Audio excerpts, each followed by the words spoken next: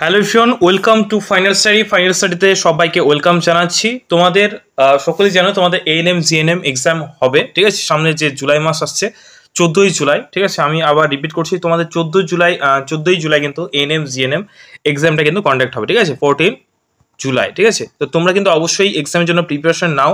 আশা করি সকলে প্রিপারেশন নিচ্ছ, ভালোভাবে পড়াশোনা করছো। আর অবশ্যই পড়তে হবে, যদি তোমরা চাও প্রথমবারই এক্সামটা পাস করতে, অবশ্যই ভালো করে পড়তে হবে, ঠিক আছে? অনেকটা কিন্তু তোমার কম্পিটিশন আগের তুলনায় অনেকটা বেড়ে গেছে। আগে যে পরিমাণ কম্পিটিশন এএনএম জিএনএম এ ছিল, মানে সরকারি কলেজের জন্য, এখন কিন্তু সরকারি, হ্যাঁ, ঠিক আছে?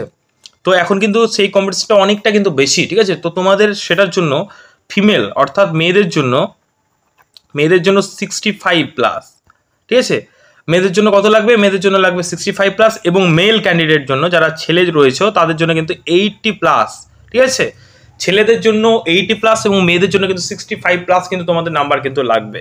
তাছাড়া কিন্তু এক্সামে কিন্তু ভালো নাম্বার তোলা কিন্তু অনেকটা কিন্তু কি বলবো, মানে চান্স পাওয়া কিন্তু, মানে কাট অফ ক্লিয়ার করা কিন্তু অনেকটা কষ্টসাধ্য। তোমাদের পরীক্ষা হয় 100 মার্কের, ঠিক আছে? 115 মার্কের, ঠিক আছে? টোটাল এক্সামটা হয়। তো তোমাদের কিন্তু এই দিকগুলো কিন্তু মাথায় রাখতে হবে, ঠিক আছে? যে মানে তোমাদের কিন্তু মানে একদম যেটা বলে দিলাম তোমাদের, যে কতটা কাট অফ থাকে, সেই কাট অফটা কিন্তু তোমাদের কিন্তু অবশ্যই কিন্তু ক্র্যাক করতে হবে, না তো কিন্তু তোমরা কিন্তু মানে চান্স পাবে না, ঠিক আছে? এটা কিন্তু জানিয়ে দিলাম। তোমাদের টোটাল পরীক্ষা হয়, একটু আমি মিস্টেক করে ফেলেছি, ঠিক আছে? 100 মার্কের কিন্তু তোমাদের পরীক্ষা হয়, ঠিক আছে? বলতে বলতে একটু মিস্টেক করে দিয়েছি। 100 মার্কের টোটাল পরীক্ষাটা কিন্তু হয়। সবচেয়ে বেশি প্রশ্ন থাকে যেটা লাইফ সায়েন্স এ, তারপরে ফিজিক্যাল সায়েন্স, তারপরে তোমার ম্যাথ, জিকে, ইংলিশ, এগুলো কিন্তু থাকে।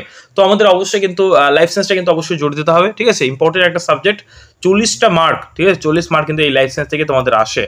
তার মধ্যে 30টা হচ্ছে 1 মার্কের এবং 10টা হচ্ছে তোমার 2 মার্কের আসে, ঠিক আছে?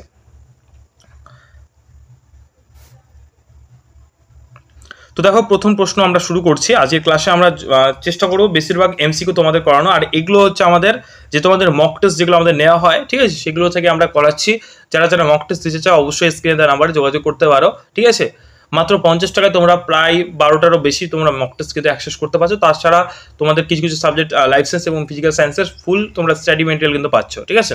তো চলো শুরু করছি আজকের ক্লাস। সেই মক টেস্টের আমরা অ্যান্সার কি নিয়ে টোটাল আলোচনা করবো, ঠিক আছে? প্রথম প্রশ্ন দেখতে পাচ্ছ, প্রথম প্রশ্ন, এবং আমাদের প্রথম সাবজেক্ট শুরু হচ্ছে একদম ক্যাট, মানে 0 তোমাদের প্রথমেই শুরু হয় তোমাদের লাইফ সায়েন্স দিয়ে, অর্থাৎ তোমাদের জীবন বিজ্ঞান দিয়ে কিন্তু শুরু হয়। প্রথম প্রশ্ন স্ক্রিনে দেখতে পাচ্ছ, কাকড়ার শাসঙ্গের নাম কি? 4টে অপশন দেখতে পাচ্ছ আশা করি।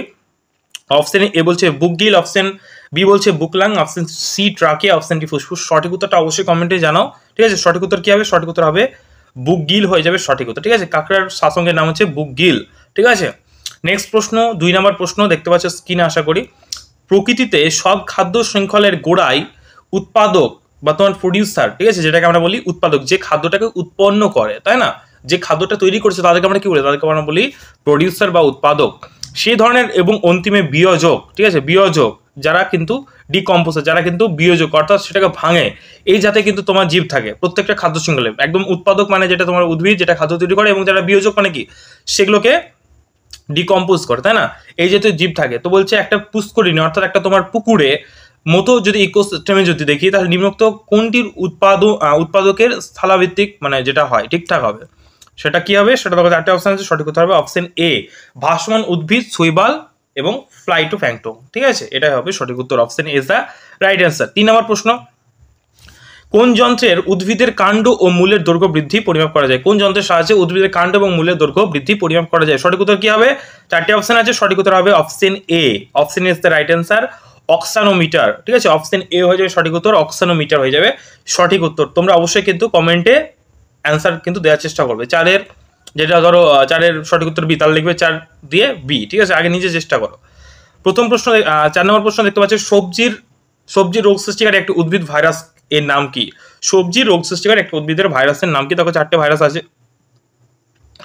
অপশন ডিতে বলছে উপরের কোনোটি নয়, ঠিক আছে? তো সঠিক উত্তর কি হবে? সঠিক উত্তর হবে option B is the right answer, ঠিক আছে? কলিফ্লাওয়ার মোজাইক ভাইরাস, যেটা তোমার যে ফুলকপি, ঠিক আছে? কলিফ্লাওয়ার্স ফুলকপিতে কিন্তু এই ভাইরাসটা কিন্তু থাকে, ঠিক আছে?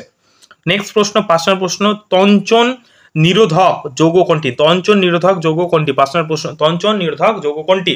দেখো 4টে অপশন আছে, গ্লাইকোজেন, অপশন বি হচ্ছে বিলিরুবি, অপশন সি হচ্ছে বিবি রারডিন, অপশন ডি বলছে হেপারিন। সঠিক উত্তর কি হবে? সঠিক উত্তর হবে অপশন ডি হয়ে যাবে সঠিক উত্তর, হেপারিন হয়ে যাবে সঠিক উত্তর। নেক্সট প্রশ্ন, এই প্রশ্নগুলো যদি ভালো করে যদি মুখস্থ করে দিতে পারো হুবহু কমন পাবে, তোমাদের এই গ্যারান্টি কিন্তু আমি দিতে পারি, ঠিক আছে? ভালোভাবে কিন্তু পড়বে তোমরা, চাইলে কিন্তু এই মক টেস্টটা তোমরা কিন্তু আমাদের কাছ থেকে অল্প মূল্যে কিন্তু নিতে পারো। তোমরা যারা নিতে চাও অবশ্যই স্ক্রিনে দেওয়া নাম্বারে কন্ট্যাক্ট করে নিও, ঠিক আছে?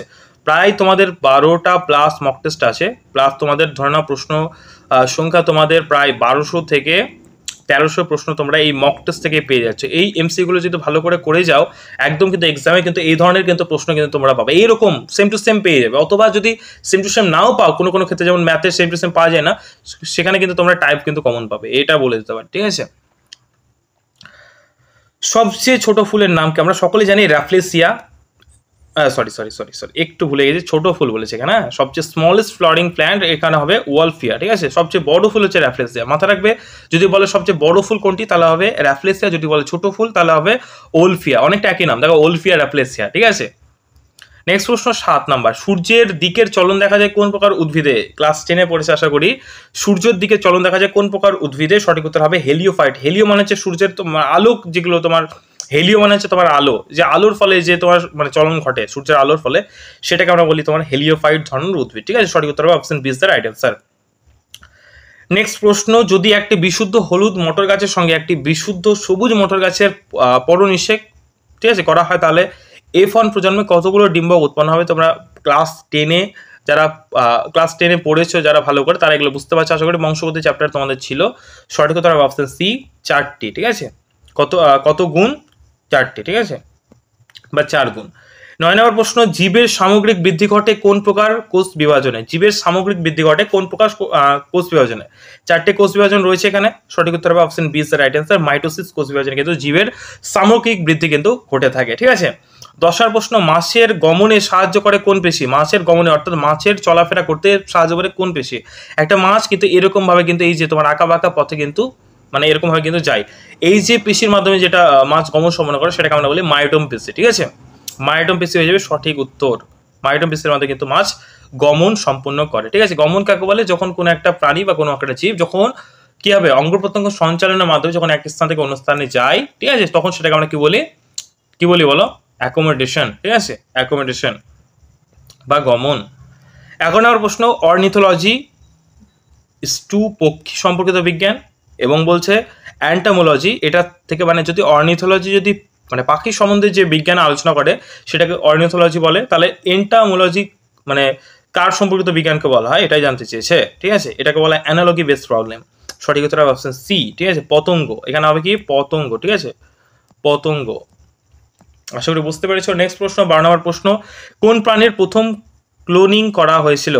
কোন প্রাণীর প্রথম ক্লোনিং করা হয়েছে? সঠিক উত্তর হবে অপশন সি, ভেড়ার প্রথম তোমার ক্লোনিং করা হয়েছিল, ঠিক আছে?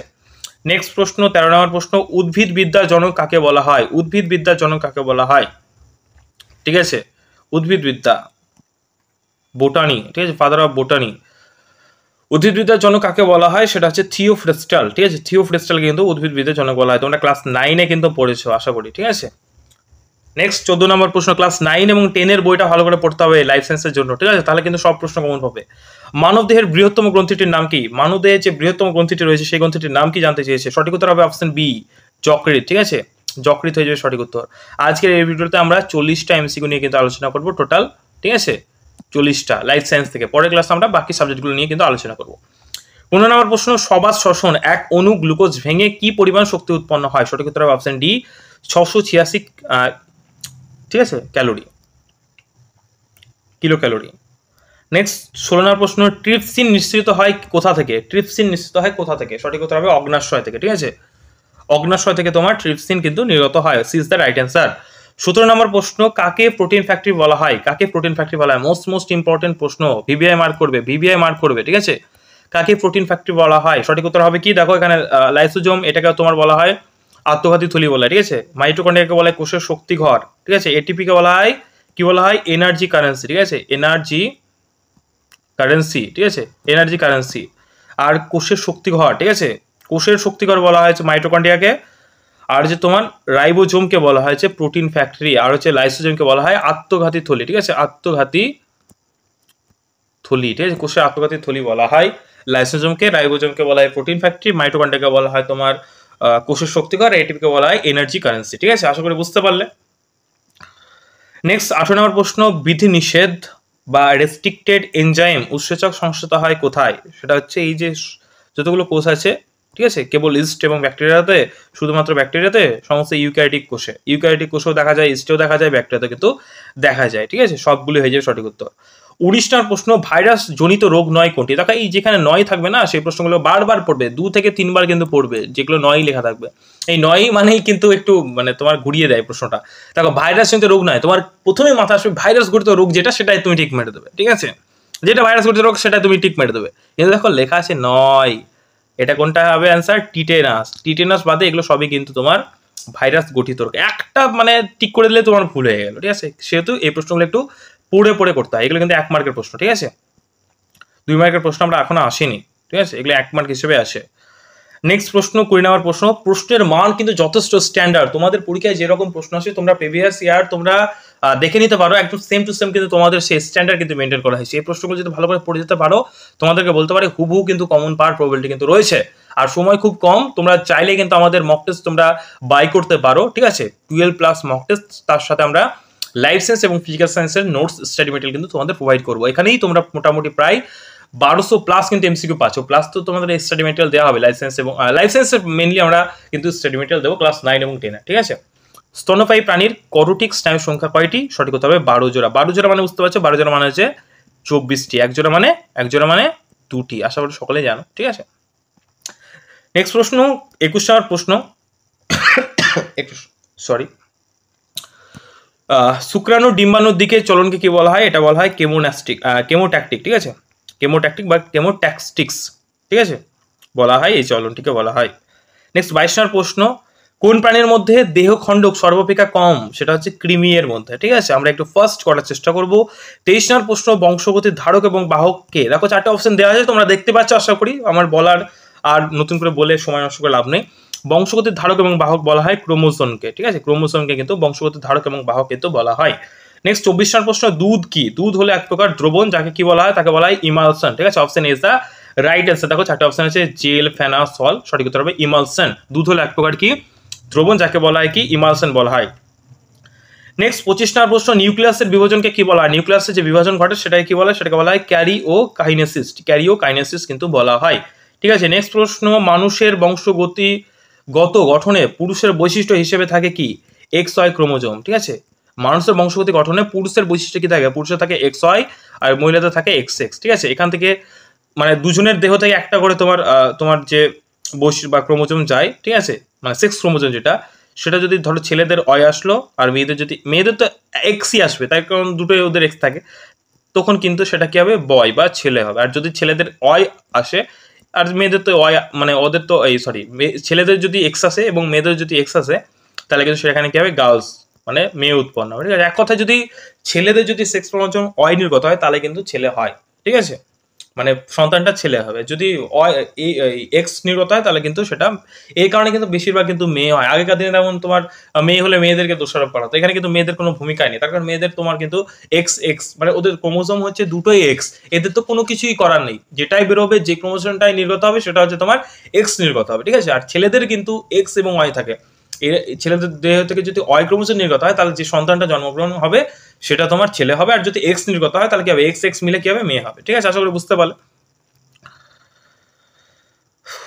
26 নম্বর প্রশ্ন কমপ্লিট হলো। 27 নম্বর প্রশ্ন, মানবদেহে রক্ত সংবহন তন্ত্রের আবিষ্কারক কে?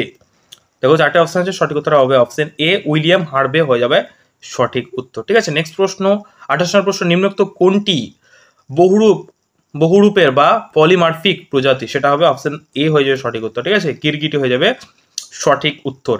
29 নম্বর প্রশ্ন, ম্যালেরিয়া রোগের বাহককে? সঠিক উত্তর হবে কি? অ্যানোফিলিস মশা বা স্ত্রী অ্যানোফিলিস মশা। ঠিক আছে, স্ত্রী অ্যানোফিলিস মশা মানে যেগুলো মেয়ে, সেই মেয়েরাই কিন্তু তোমার, আর একটা কথা মাথায় রাখবে যে স্ত্রী মশাই কিন্তু রক্ত খায়, পুরুষ মশা কিন্তু রক্ত খায় না। ঠিক আছে, মেয়েরাই কিন্তু রক্ত খায়। ঠিক আছে, এই হচ্ছে আবার যতগুলো মানে মারো তুমি এই রক্ত খেতে গিয়ে যে মশাগুলো মারো, সেগুলো কিন্তু সবগুলো কিন্তু তুমি স্ত্রীদেরকে কিন্তু হত্যা করছো। ঠিক আছে, এই ম্যালেরিয়া রোগের কিন্তু বাহক হচ্ছে তোমার এই যে স্ত্রী অ্যানোফিলিস মশা। পরীক্ষা আসতেই পারে ম্যালেরিয়া রোগের বাহককে। ঠিক আছে, 30 নম্বর প্রশ্ন হচ্ছে মৃদু আলোতে দেখতে সাহায্য করে কে? মৃদু আলো মানে খুব কম আলোতে সাহায্য করে কোন কোষ? সেটা হচ্ছে রড কোষ, ঠিক আছে। আর মানে তীব্র আলোতে কোন কোষ সাহায্য করে? সেটা হচ্ছে কোন কোষ? এই দুটো কোষ আমাদের কিন্তু চোখে থাকে, ঠিক আছে। মৃদু আলোতে এই রড কোষ কিন্তু তোমার বাঘ, ঠিক আছে, প্যাঁচা, সিংহ, মানে যেগুলো রাত্রে শিকার করে এদের কিন্তু বেশি থাকে, এই জন্য কিন্তু ওরা রাত্রে বেশি দেখতে পায়। আমরা যেমন রাত্রে তোমার দেখতে পাই না, তাই না, অন্ধকার দেখি। এবারে তার কারণ কি রাত্রে মৃদু আলো থাকে, তাই না, খুবই অল্প আলো, চাঁদের আলো আলগা থাকে। আর দিনের বেলায় কি থাকে? কোন কোষ আমাদের কাজে লাগে? আমাদের কোন কোষের পরিমাণ কিন্তু বেশি, রড কোষের পরিমাণ খুবই কম, সেহেতু কিন্তু আমরা রাত্রিবেলা দেখতে পাই না, ঠিক আছে। আর বাঘ বা যেগুলো শিকার করে, যারা নিশারি, মানে তোমার যারা রাত্রি জেগে থাকে, ঠিক আছে, তাদের কিন্তু তোমার এই যে রড কোষের পরিমাণটা বেশি থাকে, যেমন তার প্যাঁচা, বাঘ, মানে যে সমস্ত শিকারী পশুগুলো থাকে, ঠিক আছে। নেক্সট CAT-02, তোমার এখানে কিন্তু তোমার 2 মার্কের প্রশ্ন থাকে, এই প্রশ্নগুলো 2 মার্কের জন্য, ঠিক আছে। এক একটা প্রশ্ন পারলে তুমি 2 মার্ক করে কিন্তু পাবে, ঠিক আছে। এবং এই প্রশ্নের কিন্তু একের অধিক কিন্তু উত্তর কিন্তু হয়, ঠিক আছে, মানে একটাই উত্তর না, একের অধিক যেগুলো হয় দেখো এখানে বলে দেবো, ঠিক আছে। বক্ষ গহ্বর এবং উদর গহ্বরের মাঝে যে মৎস্যদা নিচের কোনটি বৈশিষ্ট্য নয় বলেছে। এখানে কিন্তু শুধুমাত্র এটাই বৈশিষ্ট্য, বাদ বাকি কিন্তু এইগুলো কিন্তু বৈশিষ্ট্য নয়। তাহলে সঠিক উত্তর হবে অপশন বি, ডি, সি হয়ে যাবে সঠিক উত্তর, ঠিক আছে। নেক্সট প্রশ্ন হচ্ছে কি, যে অভিযোজিত বৈশিষ্ট্য সুন্দরীর কাছে দেখা যায়। এখানে দেখো 2 মার্কের কেন এগুলো, 2 মার্কের কেন এগুলো হচ্ছে ডেসক্রিপটিভ, মানে দেখতে এমসিকিউর মতো হলেও কিন্তু এগুলো কিন্তু ডেসক্রিপটিভ, ঠিক আছে। কেন ডেসক্রিপটিভ? দেখো, তুমি যদি অভিযোজিত বৈশিষ্ট্য সুন্দর কাছে যদি অভিযোজনের বৈশিষ্ট্য তুমি যদি না জানো, তাহলে তুমি কোনো সময় কিন্তু মানে পারবে না এগুলো কোনগুলো বৈশিষ্ট্য, তার কারণে তোমাকে ডেসক্রিপটিভ পড়াশোনা করতে হবে, এই হচ্ছে ব্যাপার, ঠিক আছে। এখানে একটা কিন্তু সুন্দর কাছে তোমার অভিযোজনগত বৈশিষ্ট্য নয়, ঠিক আছে, বাদ বাকি সবগুলো কিন্তু বৈশিষ্ট্য, ঠিক আছে।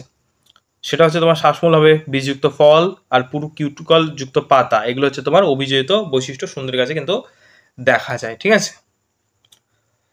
নেক্সট প্রশ্ন দেখতে পাচ্ছ 33 নম্বর প্রশ্ন, নিচের কোন প্রক্রিয়াগুলির মাধ্যমে নাইট্রোজেনের শিল্প ঘটিত স্থিতিকরণ ঘটে না? সেটা হবে তোমার হেলমডস পদ্ধতি, রাইমার ট্রিম্যান পদ্ধতি, ঠিক আছে, এবং ফ্রিন্ডেল ক্রাফটস বিক্রিয়া, ঠিক আছে, এগুলো হয়ে যাবে সঠিক উত্তর। নিচের কোন দূষণগুলি COPD এর জন্য দায়ী নয় বলেছে?